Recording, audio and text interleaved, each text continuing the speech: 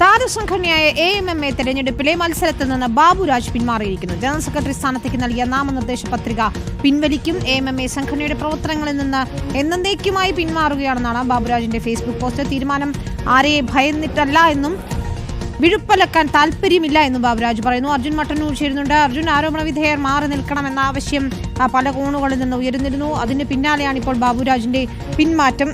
സംഘടനാ പ്രവർത്തനമേ അവസാനിപ്പിക്കുന്നു എന്നാണോ അദ്ദേഹം പറയുന്നത്?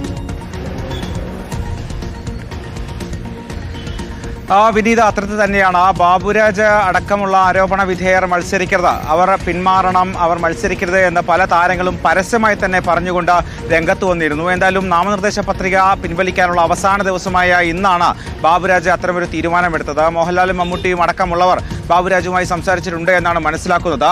ഇന്ന് ബാബുരാജ് ഒരു ഫേസ്ബുക്ക് പോസ്റ്റ് ഇട്ടിട്ടുണ്ട്. അതിൽ പറയുന്നത്, AMMയുടെ സംഘടനാ പ്രവർത്തനങ്ങളിൽ നിന്ന് എന്നേക്കുമായി ഞാൻ പിന്മാറുകയാണ്.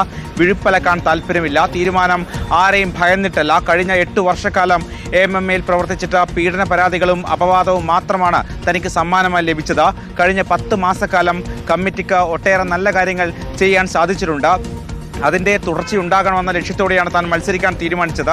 മോഹൻലാൽ കമ്മിറ്റിയിൽ ഇല്ല എന്ന് പറഞ്ഞപ്പോൾ തന്നെ താനും പിന്മാറാൻ ആഗ്രഹിച്ചിരുന്നു. അന്ന് എല്ലാവരും ചേർന്ന് തന്നെ പിന്തിരിപ്പിക്കുകയായിരുന്നു. ഇത്രയധികം ആരോപണങ്ങളെ പ്രതിരോധിച്ച് സംഘടനാപരമായ കാര്യങ്ങളുമായി മുന്നോട്ട് പോകാൻ കഴിയില്ല എന്നാണ് ഇപ്പോൾ അദ്ദേഹം പറയുന്നത്.